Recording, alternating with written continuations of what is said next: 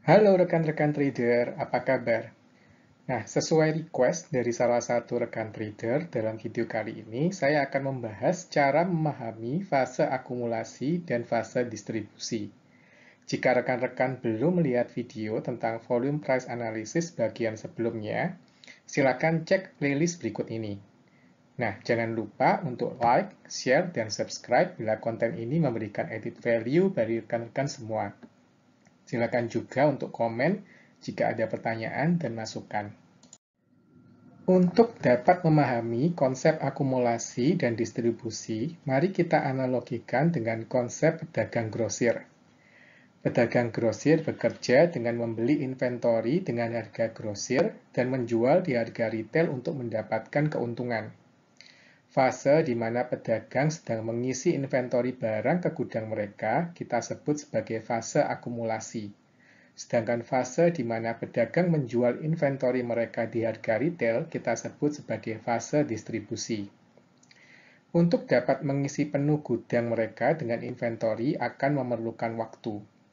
Agar pedagang mendapatkan cukup inventory dengan harga yang murah, maka pembelian harus dilakukan perlahan-lahan agar tidak menaikkan harga terlalu tinggi dalam waktu singkat.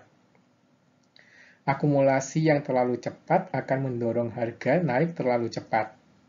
Maka dari itu, fase akumulasi akan memerlukan waktu agar pedagang mendapatkan cukup stok inventory di dalam gudang mereka di harga yang murah. Gambar ini adalah fase-fase di dalam market menurut Richard Wyckoff. Fase akumulasi biasanya ditandai dengan kondisi sideways dalam waktu yang cukup lama. Menurut Wyckoff, fase akumulasi dapat terjadi dalam kurun waktu 6 bulan atau bahkan lebih. Saat market keluar dari fase akumulasi, maka dapat dikatakan market masuk ke dalam bull market atau fase markup. Wyckoff umumnya baru akan mulai trading dalam fase markup ini dengan membeli saat terjadinya pullback.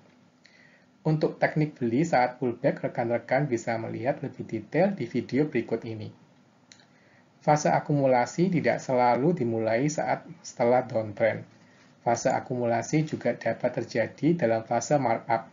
Kita sering menyebut fase ini sebagai fase reakumulasi, di mana pedagang kembali membeli inventory untuk mengisi gudang mereka yang mulai menipis. Biasanya fase reakumulasi ditandai dengan fase sideways setelah terjadinya uptrend. Fase distribusi mirip dengan fase akumulasi. Fase distribusi terjadi setelah fase markup berakhir. Dalam fase distribusi, biasanya kita akan melihat harga dalam range seperti fase akumulasi. Pada umumnya, fase distribusi akan lebih volatile dibandingkan fase akumulasi. Jarak spread candle biasanya lebih lebar dibandingkan dengan fase akumulasi. Setelah fase distribusi selesai, maka market akan memasuki fase bear market atau fase markdown. Seperti halnya dalam fase markup, dalam fase markdown kita juga akan melihat fase redistribusi, di mana harga berhenti turun sejenak sebelum kembali melanjutkan penurunannya. Nah, sekarang mari kita bahas satu persatu. Salah satu ciri fase akumulasi dalam volume price analysis, umumnya kita akan melihat volume yang tinggi saat harga ditutup naik atau muncul candle hijau, serta volume yang menurun saat harga ditutup turun atau munculnya candle merah. Saat fase akumulasi, kita akan mendapati macam-macam pola reversal seperti double bottom, inverted head and shoulder, dan lain-lain. Rekan-rekan bisa mempelajari lebih detail tentang pola-pola chart pattern dalam playlist video berikut ini. Seperti dijelaskan di depan, fase akumulasi akan memerlukan waktu agar bandar dapat mengumpulkan saham di harga yang murah.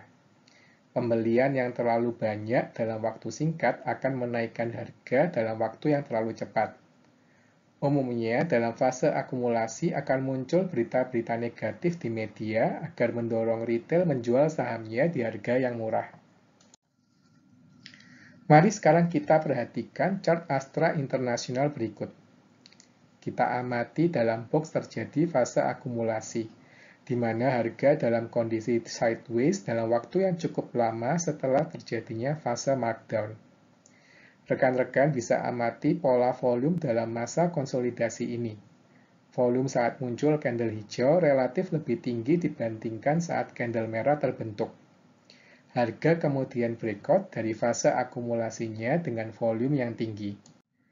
Mirip halnya dengan fase akumulasi, kita akan mendapati hal sebaliknya saat fase distribusi. Volume saat harga ditutup turun atau muncul candle merah biasanya lebih tinggi dibandingkan volume saat harga ditutup naik atau muncul candle hijau. Dalam fase distribusi, kita akan mendapati pola-pola seperti double top, head and shoulder, dan pola-pola reversal lainnya. Dalam fase distribusi inilah pedagang akan menghabiskan seluruh inventory dalam gudangnya di harga tinggi untuk mendapatkan maksimum profit. Fase akumulasi juga akan memerlukan waktu. Agar bisa menjual di harga yang tinggi, maka bandar tidak bisa menjual sekaligus semua inventorinya, karena akan membuat harga turun tajam dalam waktu singkat. Dalam fase distribusi umumnya akan muncul berita-berita bagus agar mendorong retail membeli di harga yang mahal. Mari sekarang kita lihat chart era jaya ini saat terjadi fase distribusi. Kali ini kita amati pola head and shoulder yang terbentuk. Seperti sudah dijelaskan di depan, kita amati banyak terbentuknya candle merah dengan volume yang tinggi dan volume yang kecil saat terbentuknya candle hijau. Nah, demikian rekan-rekan trader cara mudah memahami fase akumulasi dan distribusi melalui volume. Sampai jumpa di video-video selanjutnya.